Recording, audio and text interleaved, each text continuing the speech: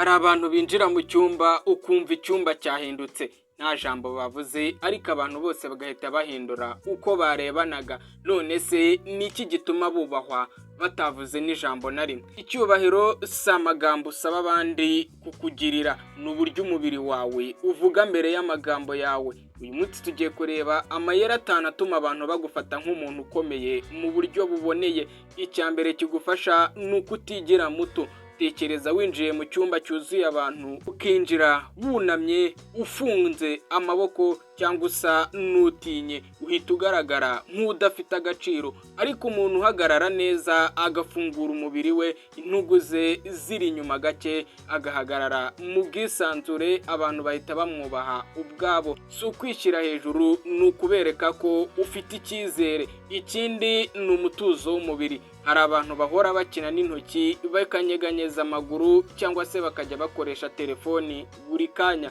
Ibi bituma bagaragara nk'abadafite ituze, ariko iyo uvuga utuje ukagenzura intoki zawe ukirinda kwihutira mu magambo, abantu bagufata nk'umuntu utekereza neza kandi wizewe. Icya kabiri ni ukureba umuntu mu maso mu buryo bwitondewe, si ukumureba nk'umwanzi ahubwo ni ukumwereka ko umwumva.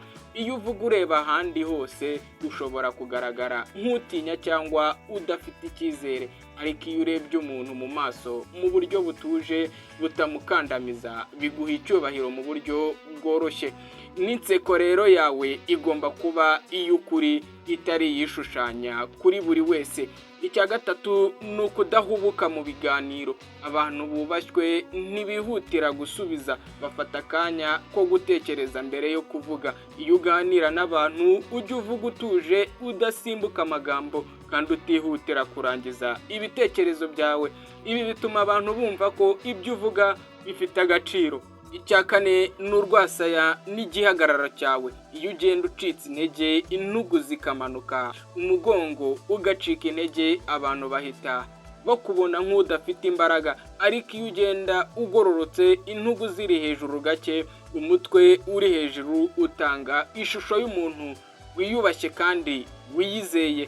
Icya gatanu ni uguhitamo guceceka mu gihe cy'ingenzi. Guceceka si intege nke, rimwe na rimwe guceceka mbere yo gusubiza bituma amagambo yawe agira imbaraga nyinshi.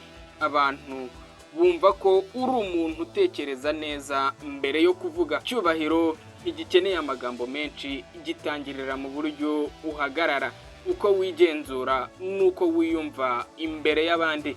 Niba wiyemeje gutangira guhindura body language yawe uyu munsi, andika ndi ready muri komenti, mureke dukomezanye muri video zacu zikurikira.